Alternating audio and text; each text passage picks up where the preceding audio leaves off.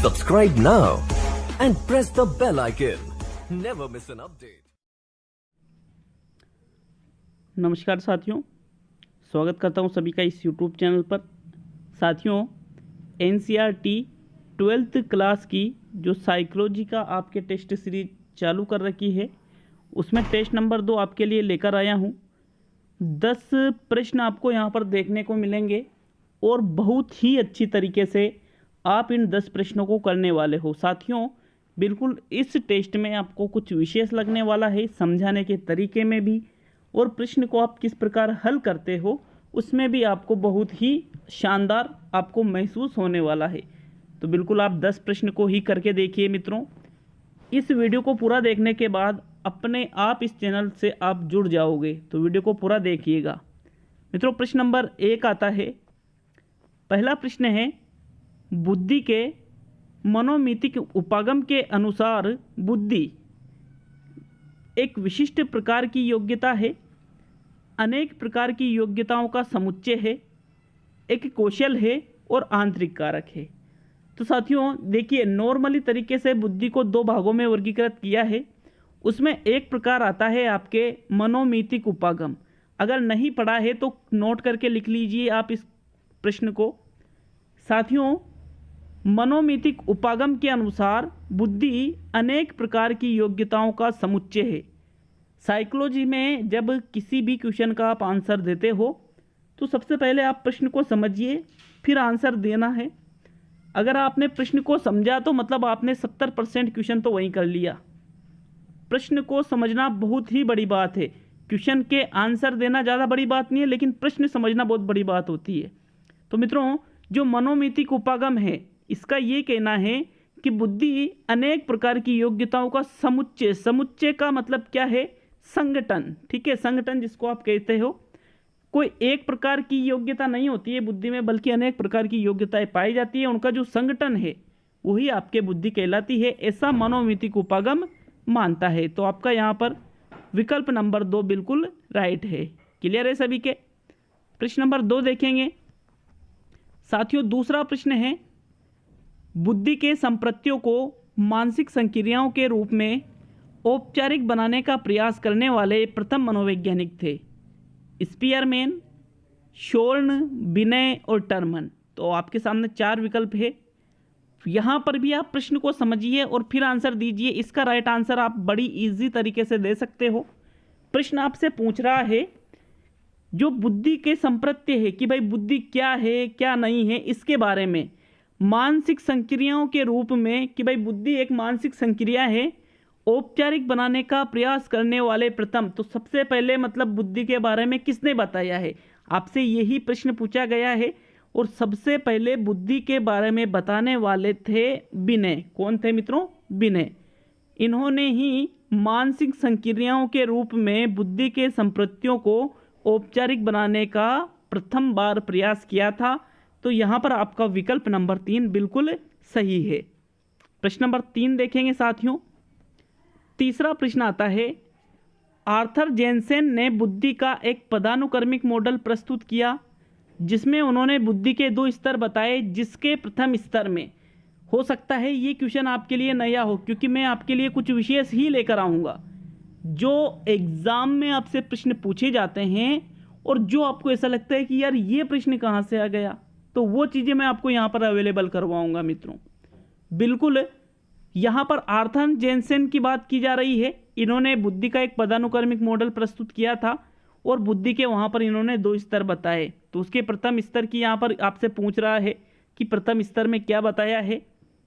संज्ञानात्मक क्षमताओं का उल्लेख किया इन्होंने प्रथम स्तर में, उच्च स्तरीय कौशलों का उल्लेख किया, अपसारी चिंतन का उल्लेख किया और साहचर्यात्मक अधिगम का उल्लेख किया। तो साथियों, अगर क्वेश्चन आपके लिए नया है तो फिर आप आंसर देने में लगभग असहज महसूस करोगे।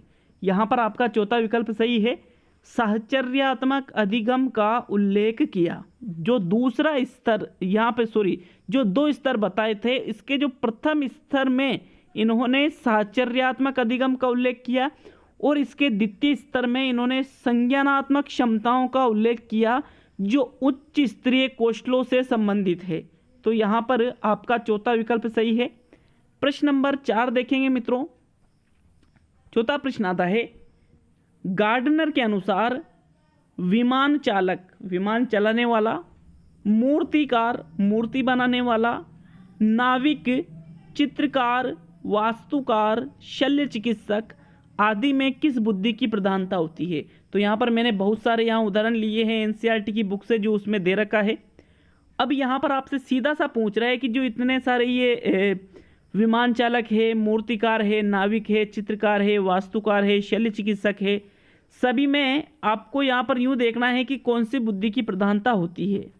विकल्प है शरीर गति संवेदी बुद्धि, प्रकृतिवादी बुद्धि, तार्किक गणितीय बुद्धि और देशिक बुद्धि। तो साथियों यहाँ पर आपका जो राइट आंसर रहता है वो रहेगा देशिक बुद्धि। अब आप कहोगे कि सर अलग इस बुक में तो ये दे रखा है, उस बुक में वो दे रखा है, लेकिन यहाँ पर जो मैंने ये लिखे हैं बिल्कुल एनसीईआरटी क्लास 12 चैप्टर 1 की बुक में बिल्कुल स्पष्ट दे रखा है कि जो ये लोग हैं विमान चालक, मूर्तिकार, नाविक, चित्रकार, वास्तुकार और शल्य चिकित्सक, इन सभी में देशिक बुद्धि पाई जाती है। तो साथियों यहाँ पर आपका चौथा विकल्प सही है। प्रश्न नंबर 5 देखेंगे जिसमें आप थोड़ा कंफ्यूज होगे। तो 5वां प्रश्न है मित्रों, धावक, दौड़ने वाला, नर्तक, अभिनेता, खिलाड़ी, जिम्नास्टिक और शल्य चिकित्सक, इन लोगों में कौन सी बुद्धि की प्रधानता होती है।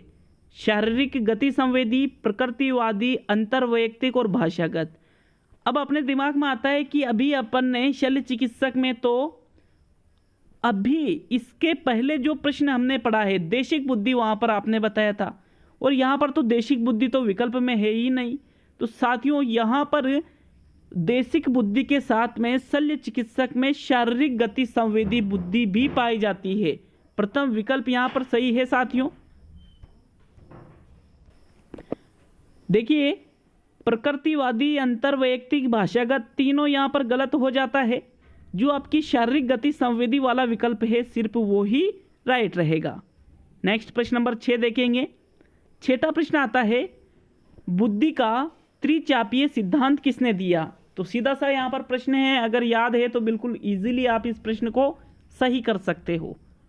विलियम स्टर्नबर्ग ने, विलियम शोर्न ने, रॉबर्ट स्टर्नबर्ग ने और जेम्स स्टर्नबर्ग ने। तो मित्रों त्रिपाचीय सिद्धांत का मतलब है कि इन्होंने बुद्धि के 3 प्रकार बताए हैं।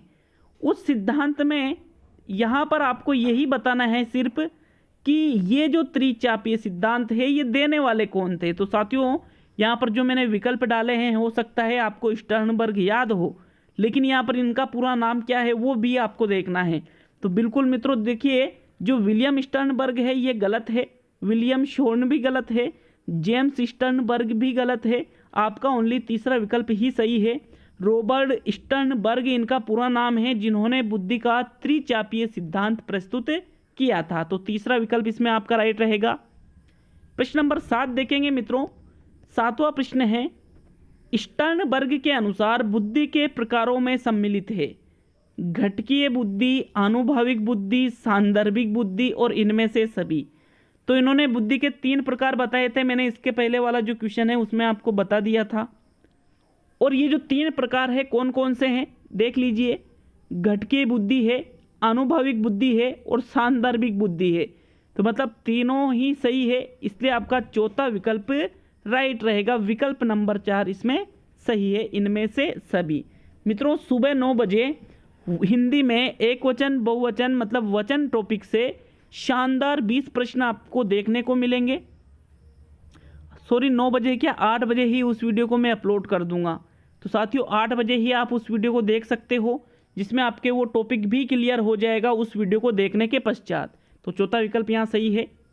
प्रश्न नंबर 8 देखेंगे मित्रों। 8वां प्रश्न है, जो व्यक्ति अपने दिन प्रतिदिन के जीवन में आने वाली पर्यावरणीय मांगों से निपटता है, स्टर्नबर्ग के अनुसार उन व्यक्तियों में किस बुद्धि की प्रधानता होती है। घटकीय बुद्धि की, आनुभविक बुद्धि की, सांदर्भिक बुद्धि की और इनमें से सभी। तो पहले प्रश्न को समझिए मित्रों। देखिए यहाँ पर आपसे पूछा जा रहा है कि कोई व्यक्ति जो व्यक्ति दिन प्रतिदिन का जो जीवन है उसका दैनिक जीवन की यहाँ पर बात की जा रही है, वो अपने जीवन में जो पर्यावरणीय मांगे जो होती है उनसे निपटता है, मतलब उसके सामने दैनिक जीवन में जो समस्याएं आती है उनको वो सोल्व करता है। तो ऐसे व्यक्ति में मित्रों सांदर्भिक बुद्धि पाई जाती है। और ये जो सांदर्भिक बुद्धि है इसको व्यवहारिक बुद्धि भी कहा जाता है। सांदर्भिक बुद्धि को अन्य एक और किस नाम से जाना जाता है? व्यवहारिक बुद्धि भी इसको आप कह सकते हो। तो मित्रों यहाँ पर आपका विकल्प नंबर 3 है, पहला, दूसरा और चौथा विकल्प यहाँ गलत है। प्रश्न नंबर 9 देखेंगे। 9वां प्रश्न है, एक 14 साल के बालक की मानसिक आयु 16 वर्ष है, उसकी बुद्धि लब्धि ज्ञात कीजिए। 110, 120, 115 और 100। तो साथियों बुद्धि लब्धि ज्ञात करने के लिए आपको बुद्धि लब्धि ज्ञात करने का सूत्र याद होना चाहिए, तभी आप बुद्धि लब्धि ज्ञात कर सकते हो। तो बुद्धि लब्धि का जो सूत्र है वो आता है मानसिक आयु बटे उसकी वास्तविक आयु इंटू 100। तो साथियों उसकी वास्तविक आयु यहाँ पर 14 साल है और मानसिक आयु 16 साल है। मानसिक आयु ऊपर लिखी जाती है, तो यहाँ पर आप काटोगे तो ये 114 पॉइंट कुछ आएगी। मतलब यहाँ पर आपका जो 115 वाला विकल्प है वो सही रहेगा। ठीक है, बराबर यहाँ पर 115 नहीं आएगा, 114 पॉइंट कुछ यहाँ पर बुद्धि लब्धि आ जाएगी। प्रश्न नंबर आज का 10वां और अंतिम प्रश्न देखेंगे मित्रों। 10वां प्रश्न है, निम्न में से प्रतिभाशाली बालकों की विशेषता नहीं है। तो सीधा सा प्रश्न है, आपसे यही पूछा है कि उस विशेषता को बता दीजिए जो प्रतिभाशाली बालकों की नहीं है। सूचना प्रक्रमण की उच्च गति। तो मित्रों जो सूचना प्रक्रमण होता है उसकी उच्च गति प्रतिभाशाली बालकों में पाई जाती है। मतलब आपका ये विकल्प तो सही है, ये मतलब आपको सही नहीं करना है। ठीक है, यहाँ यूँ पूछा है नहीं है। फिर अभूतपूर्व अभिप्रेरणा एवं आत्मसम्मान का उच्च स्तर, बिल्कुल इनमें अभिप्रेरणा अभूतपूर्व होती है और आत्मसम्मान का भी स्तर उच्च होता है। मतलब ये भी विशेषता है, आपको यूँ देखना है कि कौन सी नहीं है। लंबी अवधि तक अकेले रहकर अध्ययन करने को वरीयता, तो बिल्कुल जो प्रतिभाशाली बालक होते हैं वो लंबे टाइम तक अकेले रहकर पढ़ना पसंद करते हैं, अध्ययन अकेले ही पसंद करते हैं। मतलब आपका ये तीसरा विकल्प ये भी विशेषता है। तो अनुकूलित व्यवहार में न्यूनता, मित्रों ये प्रतिभाशाली बालकों की विशेषता नहीं है। मतलब यहाँ पर आपका चौथा विकल्प राइट रहेगा, क्योंकि नहीं है पूछा है तो चौथा विकल्प ही आपका सही है मित्रों। तो ये 10 प्रश्न थे, कमेंट करके जाएं। किसी प्रश्न पर अगर आपको डाउट है कमेंट सेक्शन में कमेंट जरूर करें। और साथियों जितने प्रश्न सही है वो भी आप कमेंट करके जा सकते हैं कि 10 में से आपके 6 प्रश्न, 7 प्रश्न, 8 प्रश्न, 9 प्रश्न, 10 प्रश्न जितने आपके सही होते हैं। सुबह 8 बजे हिंदी का वीडियो आ रहा है, बहुत ही शानदार टेस्ट के साथ में आपके टॉपिक भी क्लियर हो जाएगा। तो मिलते हैं सुबह 8 बजे वाले वीडियो में। चैनल पर नए हों तो चैनल से जुड़ें, सब्सक्राइब करके जाए, बेल आइकन दबा के जाए। साथियों मिलते हैं अगले वीडियो में। आशा है आपको यह वीडियो अच्छा लगा होगा। बहुत बहुत धन्यवाद साथियों।